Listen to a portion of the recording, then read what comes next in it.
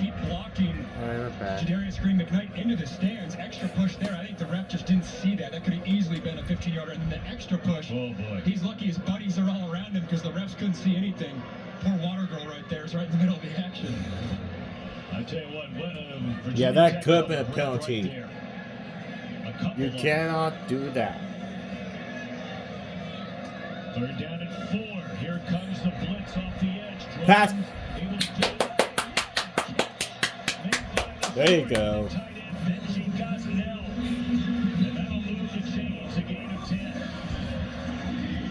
Seeing Kyron Drones escape the pocket on D.B. Harris. Lost contain. Finds himself a completion. They call it the 2-minute timeout in the college game. They've had this in the pro game going all the way back to 1949. Virginia Tech trying to get it rolling. Yeah, they tried the offense alive. Let's take a look at our game summary presented by Pacific Life, creating financial security for over 150 years. The game impacted by special teams on both sides. Jalen Lane, we talked about him being an impact player at the receiver spot. He gets his shot, takes advantage for a touchdown score for the Hokies, and then again on the flip side, Marshall blocks a punt, converts right after. Ethan Payne punches it in there as the third running back. They run it on first down and able to break the tackle of Green as 2. And he lunges forward out across the 35-yard line. A 2-yard gain. You see their tempo picking up a little bit. Still have 2 timeouts. Can play normal football. Looking around as Drones rolling, and he'll be shoved out of bounds by Harris. And that's twice Kyron Drones has leaked out to his right with the defensive end being D.V. Harris. Mike Green, the guy we've talked about many times this game, he's more the field defensive end, so the other side. I think they're having a lot harder time leaking out to Mike Green's side, given how athletic he is. D.V. Harris for Marshall's got to make sure he keeps contained on an athletic quarterback like Drones. Third down and 7 from the 39-yard line. That third down conversion a moment ago was the first of the game by Virginia Tech. Drones able to roll. He appears to have some room trying to get him. And what a play is made right there by J.J. Roberts. That's closing speed. He came from center field like an absolute heat-seeking missile. Center field, played middle coverage. He knows Drones' legs are a factor, and then open field comes down with a tackle. That's a huge play to not allow Drones to get rolling by J.J. Roberts. It was this time a year ago when Roberts was on the field motionless, injured in the game against James Madison, had to be carted off the field. He came back to play in 2 and then couldn't play the rest of the year. So he's making up for lost time. Now Marshall will spend a timeout. And that leaves the Thundering Herd with 1. Marshall knows it's a game of possessions. Can you steal a possession right here? Not allow Virginia Tech to wind the clock down. Allow your offense to go into 2-minute mode, which this air raid attack is very comfortable in 2-minute mode. I like the decision by Coach Huff. You know, Max, I'm curious, and I'll ask you about it, the Virginia Tech side, when we start the second half. But right now, if you've got a minute 24 to go, you've had no offense, basically, if you're Marshall, right? Either team. But what would you like to see them try to do to at least get into field goal range here? I want to see some throws to the outside lanes. Outside lanes, down the field. Allow some of these receivers that we were so excited about in the game plan that you went in the portal and got. Get them going. I think so much of it's been inside runs, draws, quick hitters to the slots. Very little offensive attack to the outside lanes, which I think if you're going to soften up this defense, you got to start attacking. Let's see if they try to come after this one. They don't. They only rushed 3. And the punt fielded by Metcalf, and he is dropped right in his tracks. Great coverage by the Hokies. And they'll spot it outside the 15-yard line. So, minute 17 to go. We've seen Stone Earl this entire first half. He started the season opener. He missed on 5 of his first 7 throws and completed 8 of his last 9 for a couple of touchdowns. Braylon Braxton came in behind him and was very impressive.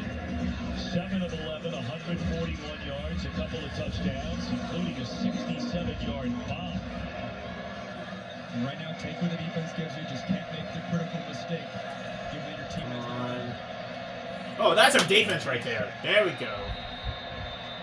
And now this is where it gets interesting as Virginia Tech start taking timeouts.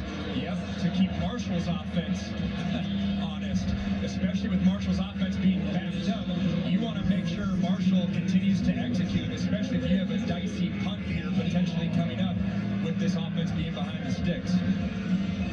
Junior Keyshawn Burgos, native of Chesterfield, Virginia, on the sack there. So 106. You know, Coach Bry was just as open and honest as he could be in our conversation with him yesterday. One of the topics being, Max, about the 2-minute timeout. They said you really have to do practice it right.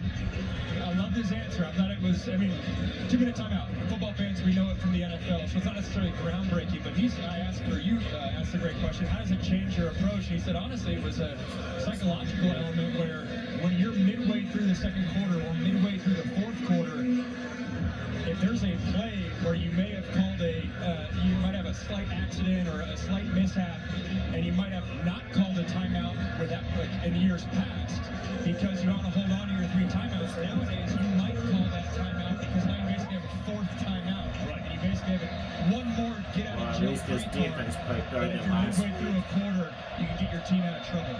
Better be careful here. Minute 12, they pitch it into some space. And Jordan Houston gets him a little bit of room. 8 of 7.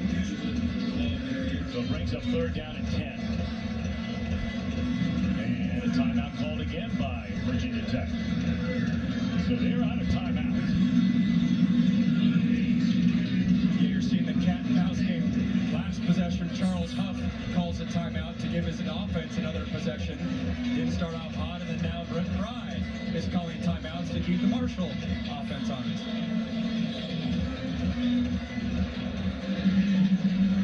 And remember, the Hokies have an outstanding field goal kicker with a big leg and glove. So if they come up with a stop here. And we were talking about it pregame. Wind in your favor if you're Virginia Tech, and it comes down to that. You know, you look at the trees, so beautiful. They're taller than the entire side of the stadium is still soaking in sunshine. And the limbs are moving all over the place. It is a hardy breeze, and they were kicking it from 55 and beyond in the warm-ups. Not enough. Short of the 20, so it's 4th down, and again, the clock will just continue to run, or does it? Marshall call a timeout.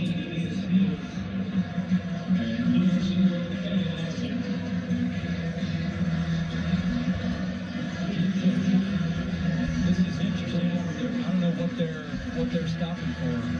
Well, they're out of timeout, so I don't know why the clock is stopped right now. No, Marshall called a timeout. Charles Huff is asking the same thing.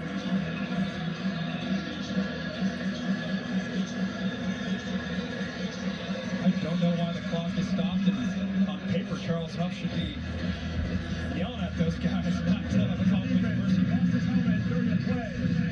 By rule, that requires a 10-second runoff at Marshall's option. Please reset the game clock to 53 seconds, and the play clock to 40 seconds. The clock will start on my signal. I'll tell you what, that's actually a break for Virginia Tech. It forces your hand. Now you basically have to knee the ball down and go into halftime.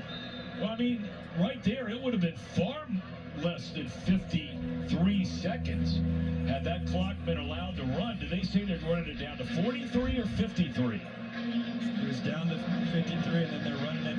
Well, now we're running it because of the play clock right now. Okay. And it looks like there's a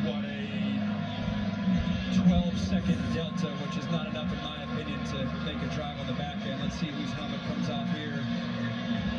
Yeah, it's the middle of the pile. Lawson from Virginia Tech. And like I said, I think at this point, if you had any sort of thought of trying to catch this punt if you're Virginia Tech and get into field goal range,